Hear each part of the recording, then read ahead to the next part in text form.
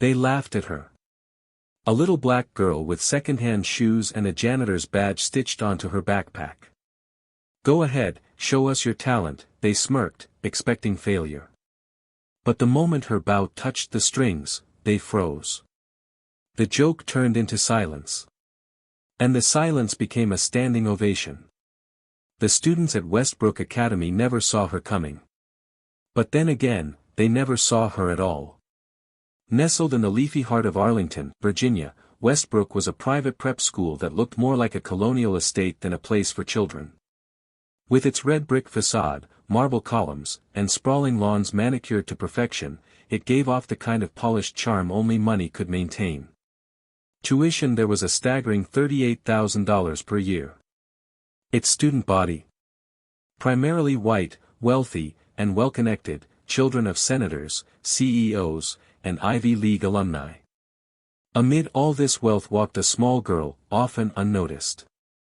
Her name was Leah Grayson, 11 years old, slender as a sapling, with deep brown eyes that always seemed to be listening, taking in more than she ever said. Her uniform was second-hand, a little faded at the cuffs, and her shoes bore the quiet wear of long days. But it wasn't the wear that made her different.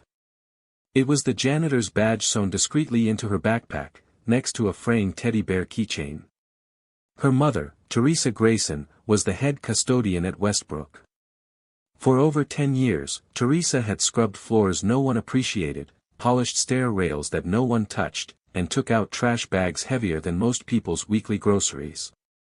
The Graysons lived just 15 minutes from the school, in a modest two-bedroom apartment above a laundromat, but in social terms, they were galaxies away from the people who parked their Teslas and Range Rovers in the school's circular driveway. Leah didn't mind being different. Not at first. Every morning, she arrived quietly, trailing behind her mother through the staff entrance, her violin case clutched tight like a secret. She didn't talk much in class. The other kids didn't include her in group chats or birthday parties. And while the teachers weren't openly cruel, there was a stiffness in their tone when they called her name, like they couldn't separate her from her mother's mop bucket. They never saw her as one of their own. There were times she'd walk past the music room and hear laughter. Not the kind that made you want to join, but the sharp, cutting kind that made you hug your ribcage and keep moving. Once, a girl named Brooke, a tall, blonde 8th grader with a family name etched on the Westbrook donor plaque, saw Leah waiting for her mom after school and said, "Didn't know the cleaning crew brought their kids to work now." That comment stuck like gum on the bottom of her sneaker. Leah never responded. She never told her mom either. Teresa was already doing too much, working overtime, skipping meals, and praying over late-night bills at the kitchen table. Leah knew if she complained, her mom would come storming into the school with her no-nonsense voice and her perfectly ironed uniform. And Leah didn't want that. She didn't want to be protected. She wanted to prove something. She just wasn't sure what. Not yet. The violin helped. It always had. It wasn't much, a beat-up second-hand instrument they bought for $12 at a yard sale 2 years ago. The bridge had been cracked, the strings loose, the bow frayed. But her mother had said, "Baby, if you can feel the music, you can fix the rest." And Leah did. She spent hours on YouTube, watching old concert footage and beginner tutorials. She mimicked fingering techniques, paused and replayed until her fingers moved like second nature. No formal lessons. No private instructor. Just hunger. Each night after finishing her homework on the kitchen floor, she'd open her case and play, quietly at first, careful not to disturb the downstairs tenant who always banged on the ceiling if she got too loud. Her mother would pause whatever she was doing, lean against the fridge with her arms folded, and listen. "She's got it," Teresa would whisper to herself. "Lord, that girl's got it." But Leah wasn't so sure. She never played in front of anyone else. She never auditioned for the school's orchestra. She didn't have the polished confidence of the other kids who showed up in private black SUVs with instrument cases that cost more than her mom's monthly rent. Still, the music was hers. And that mattered. At school, Leah kept her head down. She got good grades, especially in reading and science, and only spoke when called upon. She ate lunch alone near the water fountain, legs crossed, a library book open on her lap. Some teachers said she was quiet but bright. Others hardly remembered her name. But the music teacher, Mr. Fletcher, definitely didn't. Mr. Fletcher was a Westbrook fixture. He had taught there for 23 years and carried himself like a minor celebrity. With graying hair swept back like a conductor's wave and an ego to match, he favored students from music families, children who had been training since they were 4, who took summer classes at conservatories and could name-drop composers with fluency. Leah was invisible to him. Literally. She once asked him after class if she could borrow a metronome. He blinked. "I'm sorry, you are Leah Grayson." "Oh. You're Teresa's daughter." She nodded. He gave a polite smile that didn't reach his eyes and turned away. That moment stung more than it should have. Not because he didn't know her, but because she realized she'd never been seen as a student of music, just the janitor's kid holding a violin like it was a mop handle. That night, Leah stayed up past midnight, headphones on, studying Tchaikovsky's Violin Concerto in D major. It was a piece she had found by accident, but one that sank into her skin like breath. It was complex, haunting, and bold, everything she felt and couldn't say. She printed the sheet music at the public library. Each day she practiced in 5-minute stolen intervals, before school in the janitor's closet, after lunch behind the auditorium stage, and late into the evenings when her mother cleaned the gym. She played until her fingers blistered and her wrists throbbed. She didn't care. The notes gave her voice. One Wednesday morning, Leah arrived early, walking the same side hallway with her case in hand, when she overheard 2 teachers talking just outside the music room. Their voices were low but unmistakable. "You hear about that janitor's kid?" one said. "Plays around with one of our violins. Saw her once in the corner, just fiddling. She thinks she's got talent or something." The other laughed. "What's next? One of the lunch ladies doing Mozart?" They laughed again. Leah ducked into a closet and didn't come out until they left. For the first time in weeks, she didn't touch her violin that night. She just lay in bed, staring at the ceiling, wondering what it would feel like to be the one holding the microphone, instead of being the whispered joke. She wasn't angry. Just exhausted. It wasn't that she wanted applause, or even to prove anything to Mr. Fletcher or the other teachers. What she really wanted, deep in her chest where music lived, was to be heard. Truly heard. And seen. Not as a kid with a fraying backpack or a badge that reminded people of bleach and mop water. But as Leah Grayson. A musician. That wish would soon come true. But not in the way she imagined. The door to the storage closet never quite shut all the way. It groaned when it opened and creaked when it closed, but inside, away from the polished marble floors and glinting trophy cases of Westbrook Academy, it was Leah's sanctuary.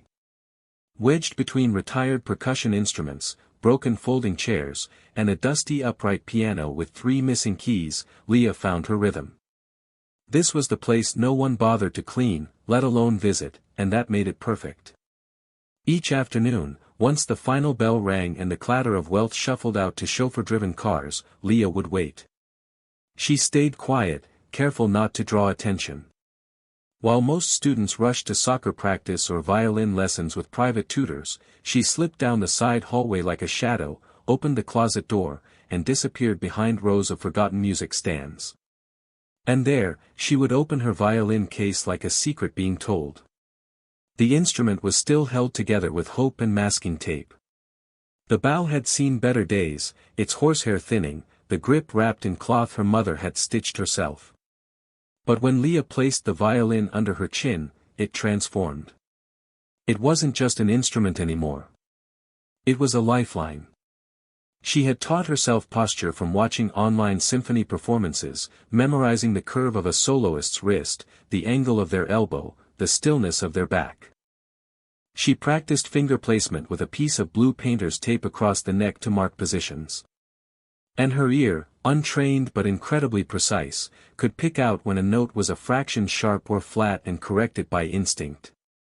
Most kids learned with instructors and weekly feedback. Leah had none of that. She had passion. She had time. And she had a closet. Her favorite piece to work on, her Everest, was still Tchaikovsky's Concerto in D major. The opening demanded confidence, then immediately turned into chaos and beauty and longing, as if the composer had captured everything Leah ever felt about Westbrook, about being invisible, about the fire she had inside but never showed. At home, she practiced as much as she could in their small second-story apartment. But the neighbors complained often, and the walls were paper-thin. There were days when her mom came home from cleaning 3 science labs and a locker room, only to collapse onto the couch, too tired to speak. So Leah used those moments alone at school to push herself. Not for fame. Not even for acknowledgement. Just because music made her feel like more than just someone's daughter. It made her feel like herself. One Tuesday, she stayed a little longer than usual. The sun had nearly set, casting golden slants through the narrow high windows. The hallways were still, and only the hum of the floor polisher echoed from the east wing where her mother worked. Leah was deep into a passage that required both delicacy and speed. She played through it 3 times, missing the shift on the 4th, gritting her teeth in frustration. Then she played it again, and nailed it. She smiled. Not a big one. Just a soft curve of satisfaction.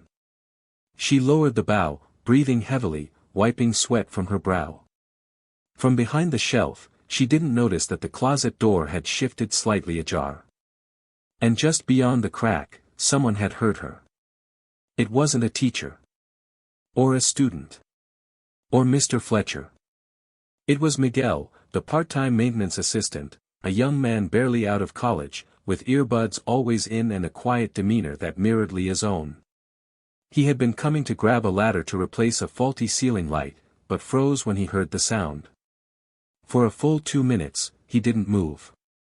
He just stood there, stunned, letting the notes pour into him. When Leah finished, Miguel gently stepped back and pretended like he hadn't heard a thing. He didn't say a word that night.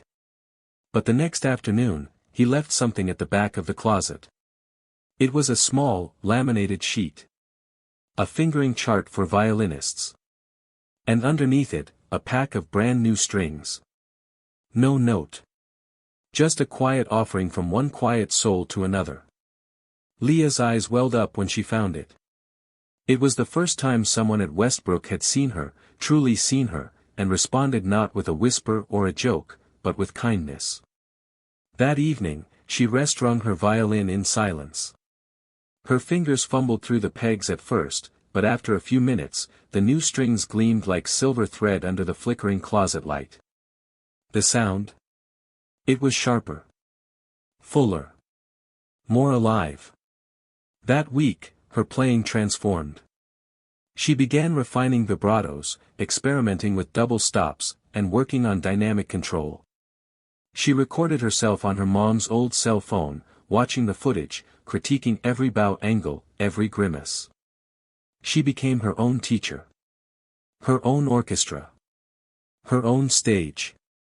At one point, she even started writing her own short pieces, little musical stories that reflected the feelings she couldn't say in class, the shame of being mocked, the joy of small victories, the frustration of being overlooked. One of her songs, she titled Waxed Floors, in honor of the nights she sat on the gym bleachers while her mom buffed the hardwood beneath fluorescent lights. Another, February 4th, Silent Snow, was about the time she played through a storm so loud she couldn't hear her own mistakes, but kept playing anyway. The closet became her cathedral. But the day that would change everything started with nothing unusual. It was a Thursday. Cold, gray, uneventful. Leah had a science quiz in the morning, a bland chicken sandwich at lunch, and an awkward bump-in with Brooke again by the lockers, where the older girls sneered and said, "You still playing with your little toy violin?" before walking off without waiting for a reply. Leah didn't flinch. She just gripped her case a little tighter. After school, she slipped into the closet as always, Rosine the bow, tuned each string carefully, and prepared to run through her full Tchaikovsky piece. The room was quiet. The air was still. She started to play. What she didn't know, what she couldn't have known, was that this time, the door didn't stay shut. The latch caught, but not completely. It slid open half an inch. And through that inch, 3 students walking past heard something that made them stop. One of them, Noah Richmond, was the son of a local symphony chairwoman. He played viola in the school's orchestra, mostly for resume padding. But when he heard that sound, he froze. "Yo, who's playing that?" he asked. The others shrugged. They peered through the cracked door. Inside, Leah stood poised, eyes closed, completely lost in the music. The way her body leaned into the downstrokes, the slight tilt of her head during the vibrato, the complete surrender to the moment, it was professional. No, it was raw. Unfiltered. Real. They didn't say anything. They didn't interrupt. They just watched. And one of them, recorded. It was short. Less than a minute. But by that evening, the video had made its way into the Westbrook student group chat. The caption read, "The janitor's daughter can play." Like, actually play. The post got 10 likes. Then 20. Then 100. And by morning, the teachers had seen it too. Including Mr. Fletcher. The morning air buzzed differently. When Leah Grayson stepped onto the school grounds that Friday, she noticed it right away.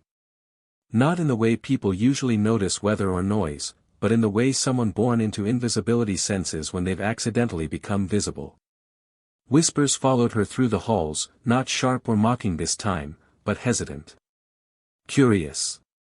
In first period, 2 girls who'd never spoken to her before leaned in and asked, "Hey, was that really you playing violin in that video?" She blinked. "What video?" The girls exchanged a look. One pulled out her phone and showed her the screen. There she was, in the corner of the storage closet, bow arm lifted, head bowed, completely lost in Tchaikovsky's concerto. The lighting was dim, the angle shaky, but the sound was unmistakable. Pure. Haunting. Alive. The caption said, "This isn't a joke. She's insane." The post had over 200 shares. Leah felt her heart drop into her stomach. She didn't remember hearing a phone. Didn't know anyone had seen her. The privacy of that sacred space, violated. The closet had been her haven, her rehearsal room, her confessional. And now the whole school had a window into it. Her mind spiraled. Would her mom be blamed? Would they think she was trespassing? Would they take away her access to the music room? By third period, even teachers began looking at her differently. Mr. Fletcher didn't call on her during music theory class, but when she walked by, he gave her a tight-lipped smile that made her blood go cold. Not warm acknowledgement. Not pride.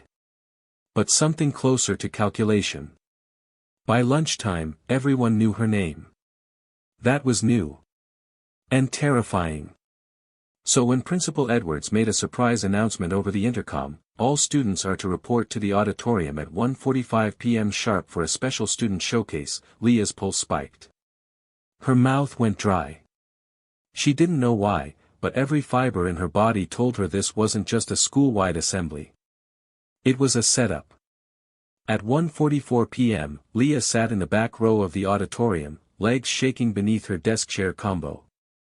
The giant Westbrook crest loomed over the velvet curtain backdrop. Teachers lined the side aisles, and students filed in with giggles and whispers, popcorn energy in the air, like they were waiting for a talent show they hadn't paid for. Then Mr. Fletcher took the stage. He wore his signature navy blazer and smug expression, holding a wireless mic like he was conducting a TED Talk. The murmuring quieted. "Good afternoon, students," he began. "Today we have something special. He gestured vaguely to the wings of the stage. Talent, you see, comes in many forms. But sometimes, it hides in the unlikeliest of places. And today, we've discovered a gem. A student who, despite never joining the orchestra, never attending a single audition, has decided to share her musical aspirations with us. There were some chuckles. Leah's hands clenched into fists. So, Fletcher continued, turning toward the side curtain, Miss Leah Grayson, would you join us on stage and give us a little demonstration? Every head turned. Leah froze. Her name had never echoed louder. Not even when she got an academic award the year before, barely mentioned by the faculty. But now, in this moment of forced spectacle, she was no longer invisible. She was a curiosity. A prop in someone else's joke. Someone behind her nudged her chair. Go on, prodigy, they whispered. Leah stood slowly. Her violin case was by her feet, she never left it in her locker. Her fingers trembled as she picked it up and walked down the aisle toward the stage, every step echoing like a heartbeat in her ears. The audience shifted in their seats, phones coming out, ready to record. As she climbed the steps, she caught sight of her mother, standing by the auditorium exit in her gray custodial uniform, mop handle in hand, her expression unreadable. But her eyes locked onto Leah's. And they said only one thing, I'm here. Leah turned toward the center of the stage. Mr. Fletcher smiled and extended a hand toward the microphone stand. Whenever you're ready. His tone dripped with condescension, like he expected her to squeak out, twinkle twinkle little star, and scurry off. The audience buzzed with anticipation, part genuine, part sarcastic. Leah didn't speak.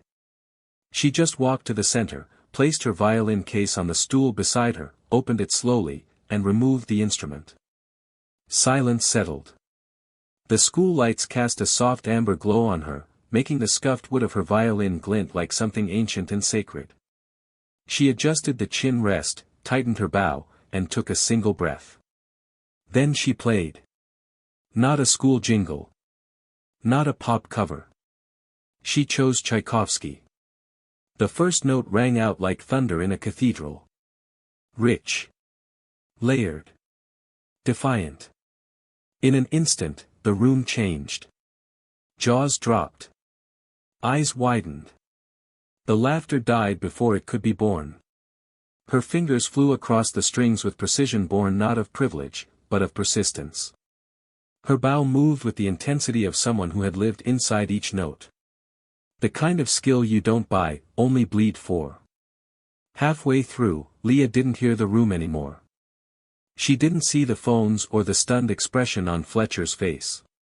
She didn't feel the weight of being a janitor's daughter, or the isolation of 1,000 ignored mornings. She was in the music. She was the music. The audience faded away. There was no auditorium. No Westbrook. No condescension. Just sound. Movement. Release. By the time she ended, breathless and steady, the auditorium was dead silent. Not because they didn't care. But because no one knew how to process what they'd just witnessed. A girl they'd overlooked, mocked, dismissed, had just brought the house down. The applause didn't come in waves. It came like a flood. One person clapped. Then another. Then the entire auditorium erupted. Chairs scraped back. Students stood. Teachers blinked like they'd come out of a trance. Mr. Fletcher still stood at the edge of the stage, hands limp at his sides. But Leah? She didn't smile. Didn't bow. She packed up her violin, closed the case, walked off the stage, and out of their expectations forever. Behind the curtain, she saw her mother. Teresa didn't say a word. She just opened her arms. Leah collapsed into them, violin case and all. For the first time in her life, Leah Grayson wasn't just seen, she was remembered. By Monday morning, the whispers were gone. In their place came wide-eyed stares, cautious smiles, and sudden invitations. Classmates who hadn't spoken a full sentence to her since kindergarten now asked if she gave lessons. Someone left a Starbucks gift card in her locker with a note that simply said, "You killed it, girl." And Mr. Fletcher? He hadn't said a word. Not during the performance. Not after. Not in the 3 days since. He passed Leah in the hallways like she was a stranger, yet his posture had changed. Straighter, stiffer, like a man trying to maintain his balance on a rug that had just been yanked out from beneath him. Leah didn't care for the attention. Not really. She still walked with her head down, violin case in hand, but now there was something different in her step. Not arrogance, certainty. A sense of belonging she hadn't needed others to grant her, but had claimed in front of hundreds of people. She hadn't played to prove them wrong. She'd played to prove herself right. And that made all the difference. Still, she noticed the shift. In music class that week, the usual favorites, Brooke, Noah, and a handful of others, no longer monopolized Mr. Fletcher's time. His eyes often darted toward Leah, but he never called on her. Not once. Instead, he gave half-hearted critiques to everyone else. His lectures were shorter. His mood, clipped. On Wednesday, he handed out a flyer for the upcoming regional youth music competition. Westbrook Academy had competed in it for 17 years. Usually, only orchestra members were allowed to audition. But this time, at the bottom of the flyer, in small italicized print, read, "Open to all Westbrook students. See Mr. Fletcher to sign up." Students buzzed with questions. Could anyone enter? Was this new? Mr. Fletcher didn't explain. He just folded his arms and said, "It's in the rules." Leah took a flyer. She didn't hesitate. That afternoon, she stayed after class and walked straight to his desk. For the first time, she wasn't nervous. She just wanted it clear. "I'd like to audition," she said. Mr. Fletcher didn't look up right away. When he did, his face was unreadable. "Very well," he said curtly. "Saturday. 10 a.m. In this room. Be on time." She nodded. "I always am." Then she left. Behind her, Fletcher stared at the classroom door long after it closed. Saturday came quietly. Leah arrived early, of course, 9:42 a.m. She warmed up in the hallway, fingers stretching across the neck of her violin like dancers stretching before a show. The fluorescent lights buzzed overhead. Her mom waited outside in the parking lot with a thermos of tea and a book of psalms in her lap. At 10 o'clock sharp, Leah stepped into the music room. Mr. Fletcher sat at the front, clipboard in hand. 2 other judges flanked him, one was the school's choral director, and the other, a guest from the local conservatory. Leah didn't speak. She nodded once and took her place in front of them. She didn't play Tchaikovsky this time. She played her own piece, one of the songs she had written late at night, in the closet, when the school was empty and the air was thick with silence. She titled it, "Strings of Silence." It wasn't flashy. It didn't show off her fastest fingering or loudest dynamics. It breathed. It paused. It demanded the judges listen between the notes, to what was being said in the quiet. When she finished, the choral director said softly, "That was not what I expected." The conservatory guest just smiled. That's exactly why it matters. Mr. Fletcher didn't say a word. He scribbled something on his clipboard, eyes dark. By Monday, the audition results were posted outside the music office. Leah's name was at the very top, selected for solo performance. 2 orchestra students were selected for ensemble pieces. The rest were alternates. No one said anything out loud. But the hallway chatter was undeniable. Brooke glared as she walked by. Noah tried to act indifferent, but his grip tightened on his viola case. And Mr. Fletcher? He still hadn't looked Leah in the eye. It wasn't just pride. It was something deeper. Shame. His carefully curated order, the belief that only the polished, the pedigreed, the privileged could represent Westbrook, had been appended by the one student he never thought to acknowledge. A girl with frayed sleeves. A borrowed bow. And fire in her chest. Leah didn't gloat. She didn't even smile at the news. She just walked to her locker, tucked the flyer away, and returned to class. Later that week, the school published a blog post about Leah's performance. It was shared on their website, posted to their social media pages, and emailed to parents. The headline read, "Westbrook Talent Shines at Surprise Assembly, Leah Grayson Stuns with Virtuoso Violin Performance." But inside the article, there was no mention of her being the janitor's daughter. No mention of how she'd been overlooked, dismissed, or laughed at. It painted a picture of quiet genius nurtured within the loving arms of the academy. A complete lie. When Leah's mom read the article, she scoffed. "They act like they built you, baby. But they never even gave you a chance to speak." Leah just shrugged. "They can keep the words. I've got the music." But not everyone at Westbrook was pretending.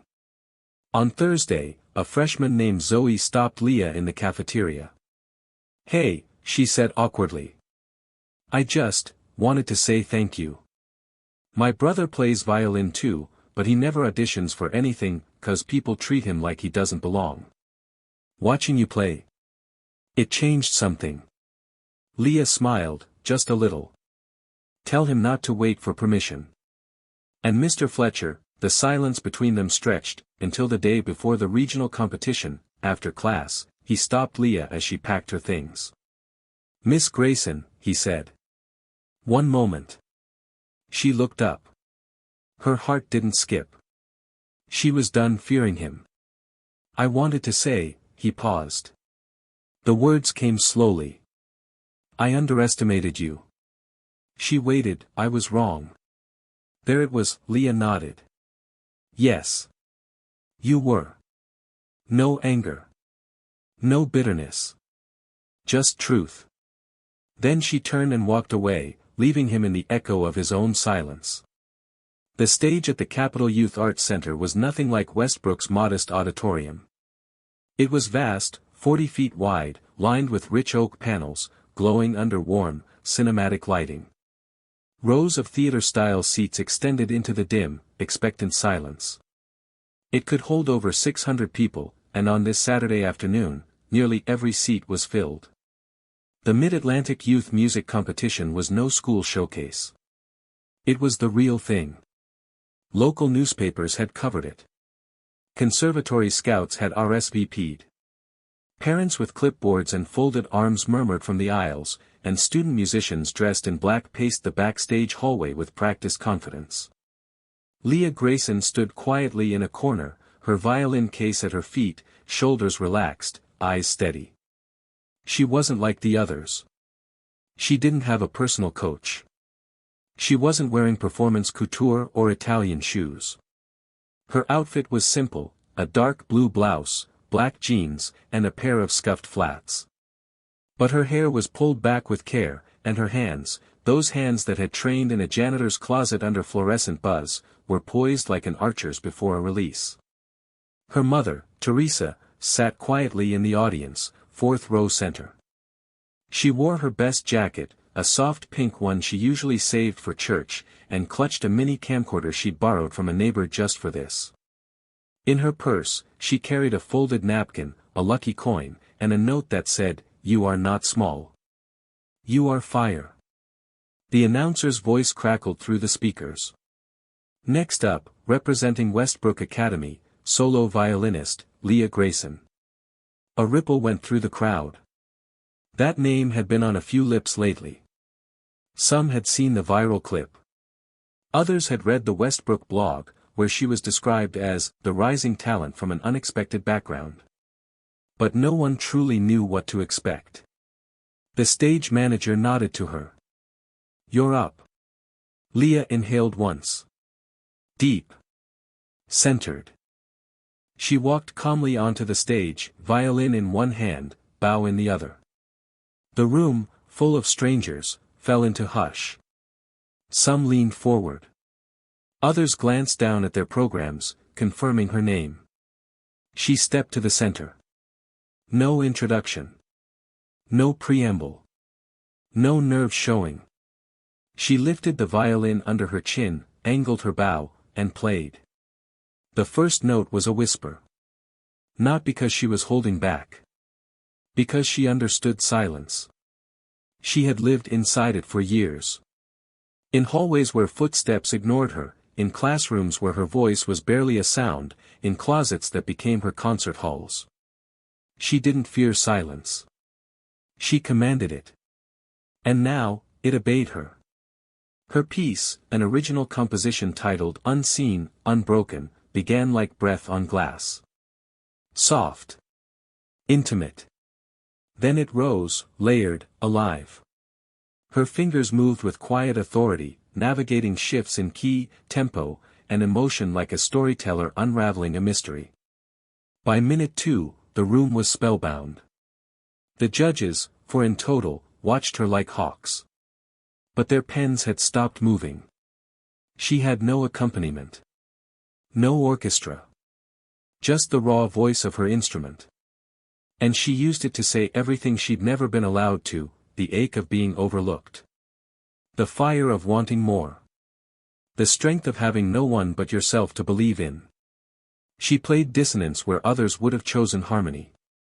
She used pauses like punctuation, not to rest, but to speak. There were stretches where you could hear the breath of the audience, waiting, holding, aching with her. By the final crescendo, her entire body was alive with the music. Her bow carved through the air like it was painting fire. The strings resonated with a force that reached beyond the auditorium walls. Then, just like that, it ended. She didn't bow immediately. She let the final note hang, shimmer, fade. And in its place, absolute silence. No coughing. No rustling. Not even a whisper. Just a stunned stillness. Then. Thunder, the applause came like a storm breaking through a dam. The entire auditorium surged to their feet. Hands clapped like 1,000 small explosions. The scouts in the back stood. Parents put down their phones and joined the ovation. Even a few students from rival schools were cheering, their own performances suddenly forgotten. Teresa stood too, recording with shaky hands, her eyes full of tears. "That's my baby," she whispered, voice trembling. "That's my baby." Leah blinked against the lights, gave a small bow, and walked off stage. But the sound of the crowd followed her like a wave chasing shore. Backstage, the atmosphere had shifted. Students who'd barely looked her way earlier now offered nods, compliments, even fist bumps. One girl from a prestigious music charter school leaned in and said, "You didn't play like a student. You played like you've lived through fire." Leah gave a quiet smile. "I have." The results were posted an hour later. First place solo violin, Leah Grayson.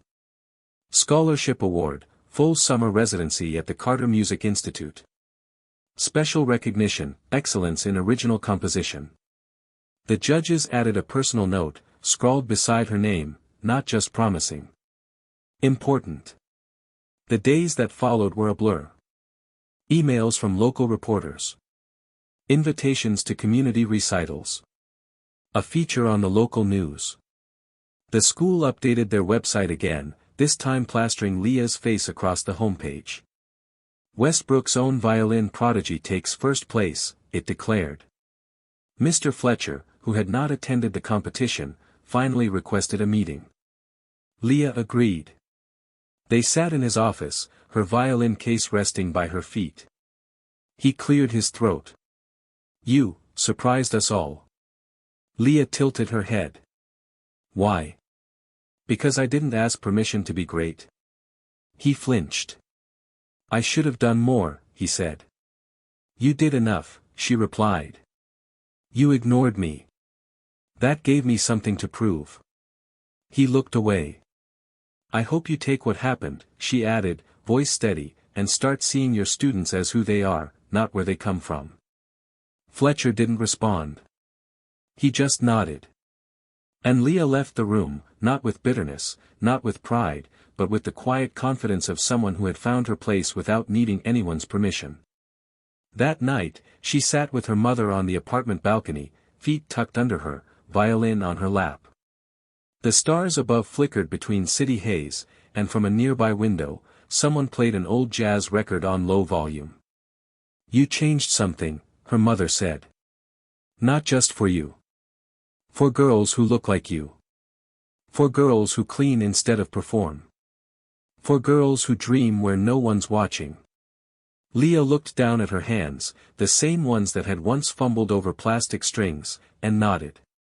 "They told me to play as a joke," she said. "But now they're the ones listening." By Tuesday morning, Leah Grayson's world had changed. The video from the regional competition, a shaky phone recording taken by a student in the third row, had made its way to social media. Then it caught fire. It was first posted by the Carter Music Institute's official page, with the caption, "From janitor's closet to center stage, meet Leah Grayson, the prodigy we never saw coming." Within hours, it was reposted by local news outlets, then picked up by a national music blog. By the end of the day, the video had racked up over 2.4 million views. Comments flooded in. "This made me cry. She's incredible. You can feel every note in your bones. She doesn't just play the violin, she speaks through it." Someone even created a fan page titled, "Leah Grayson, Strings of Fire." She didn't know whether to laugh or cry. Back at Westbrook Academy, the mood was surreal. Teachers now greeted her with respect that bordered on reverence. Students moved aside in hallways. Even Brooke, the girl who once mocked her by the lockers, offered a compliment so forced it cracked like cheap porcelain. "That piece you played wasn't bad." Mr. Fletcher remained distant. Polite, but mechanical. No more fake smiles. No more backhanded praise. Just silence and nods. But the real surprise came in the form of a letter. Hand-delivered. Gold embossed. Sealed with wax. It was from Juilliard. Not an offer, not yet, but an invitation. To attend their elite summer intensive, a program so competitive it accepted less than 2% of applicants nationwide. Tuition waived. Room and board sponsored. Reason: your performance at the Mid-Atlantic Youth Competition was brought to our attention. We believe you represent the future of musical expression. Leah reread the letter 5 times. Then gave it to her mother, who burst into tears. "This is your open door," Teresa said softly. "This is everything we prayed for." But as the buzz grew, so did the pressure. Every day brought a new request, an interview, a school visit, a podcast. Some wanted to frame her as a rags to riches tale. Others pushed to turn her into a political symbol, a poster child for underprivileged excellence. Everyone wanted a piece of her. But no one asked what she wanted. She still practiced in the storage closet. Not because she had to, but because it kept her grounded. The smell of old wood, the dim light, the faint hum of forgotten hallways, this was where her voice had formed. Here, she could still hear herself. One evening, while practicing a new piece she'd written called Fourth Row, Center, inspired by her mother's presence at the competition, Miguel, the maintenance assistant, knocked gently on the door. "You've got a visitor," he said. "Somebody important." Leah stepped out, violin in hand. Standing there was Vivian Cross, a world-renowned black violinist, Juilliard graduate, and 2-time Grammy winner. Her face, so often seen in magazines and masterclasses, was now just feet away. "I saw your video," Vivian said, smiling. "And I had to meet you." Leah stared, speechless. Vivian continued, "You don't play like someone trained. You play like someone transformed. That kind of music doesn't come from lessons. It comes from pain and truth." They sat together for 30 minutes. Vivian asked about her compositions, her influences, her dreams. Leah told her about the closet concerts, and the silence that shaped her. Then Vivian leaned in and said, "They'll try to own your voice. They'll tell you who to be, how to sound, where to go. Don't let them. Keep your music yours." That night, Leah couldn't sleep. Not from anxiety, but from choice. Juilliard was a dream. But the more the world opened its arms to her, the more she thought about the students still ignored, the kids still cleaning instruments instead of being offered one, the girls still waiting to be heard. She didn't want to escape her past. She wanted to build a bridge back to it. 1 week later, Leah stood before the entire school assembly at Westbrook. This time, by her own decision. She walked to the microphone, violin in hand, and said, "When I first came here, I didn't think anyone noticed me. And for a long time. I was right. The room was still. But I also know there are others like me. In this school. In this city. People whose names aren't on plaques. People who mop the floors and wait in the wings. They matter too. And their children matter. Their dreams matter." She paused. "I'm going to Juilliard this summer. But when I come back, I'm starting something new." She looked at the principal, then at Mr. Fletcher. "I'm creating a program called Strings of Change. For every kid who's been told they're not enough. We'll find them instruments. We'll give them space. And we'll listen." The auditorium erupted. And this time, the applause wasn't just for talent. It was for purpose. Back in her apartment that night, Leah stood on the balcony again, violin at her side. Her mother leaned against the railing, sipping tea, watching her daughter not just rise, but lead. "You could have taken the spotlight and kept it," Teresa said. Leah smiled. "What good is light if I'm the only one who sees?" She looked out at the city. Her story wasn't over. It had only just begun. The following fall, Westbrook Academy looked different. Not the buildings, they still stood polished, red-bricked, and stately. Not the students, the uniforms still crisp, the halls still loud with chatter. But something beneath the surface had shifted. A quiet, powerful current that hummed through every corner. Her name was now known. Not whispered behind hands or buried in sarcasm, but spoken. Respectfully. Proudly. Leah Grayson had become a household name. But not because she chased it. Because she earned it, and gave it away. After her summer residency at Juilliard, she came home with a full scholarship offer in hand. But more than that, she returned with a plan. One she began putting in motion before the ink on the offer had even dried.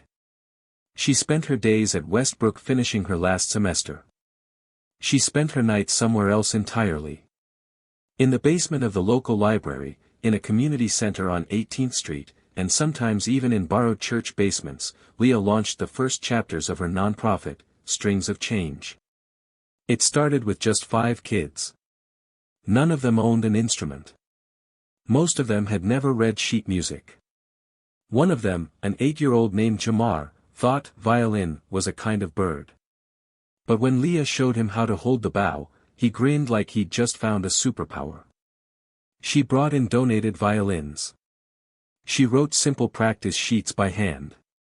She taught with the same humility that once grew inside a storage closet no one cared about. And little by little, note by note, she began pulling kids out of the silence she once knew too well. One evening, after class, Jamar asked her, "Miss Leah, did they ever laugh at you too?" She paused, then smiled. "Once," she said. "But then I played." The principal of Westbrook, Mr. Edwards, eventually asked Leah to return, not as a student, but as a guest speaker. It was a cold December morning. Students packed into the same auditorium where months earlier she'd been called to the stage as a joke. This time, there was no laughter. There was a spotlight. A microphone. A girl, now a leader, walking calmly across a floor she no longer feared. "I didn't come here today to perform," Leah said, voice clear and even. "I came here to ask you to listen." She told them about silence. About the difference between being quiet and being silenced. About closets and mops and borrowed bows. About what it feels like to be invisible in a place that teaches privilege louder than it teaches empathy. "But I'm not bitter," she said. "I'm grateful, because the silence taught me how to play with meaning. And now that you've heard me, it's time to listen to others." Then she turned to the rows of teachers. Talent doesn't come with a pedigree. It comes with persistence. With patience. With hunger. Don't wait to be impressed before you invest. The students rose in applause. This time, they weren't clapping for a show. They were clapping for truth. Later that day, as Leah walked through the hallway past the music room, she heard something, faint, off-key, but full of promise. It was a younger girl, no older than 10, standing near the lockers, holding a beat-up violin. Her fingers clumsy, but brave. Leah walked over. "Need a little help with that F-sharp?" she asked. The girl looked up, startled. Then whispered, "Are you, her?" Leah smiled. "No. I'm you. Just a little further down the road." She knelt beside her, adjusted her fingers, and said, "Now try again." Weeks later, a plaque appeared near the entrance of Westbrook's music wing. The Grayson Practice Room. In honor of those who were once unheard. It was placed beside a new room, a converted storage closet. The very same one Leah had practiced in for months without recognition. Now, it held polished stands. A full-length mirror. A rug. A small speaker. And a line of sheet music hanging along the walls, Leah's own compositions. Every note written by someone the world once ignored.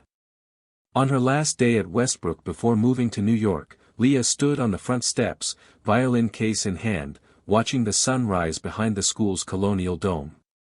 Her mother waited by the car, proudly watching her daughter become the dream she'd once whispered into every night shift. "Ready?"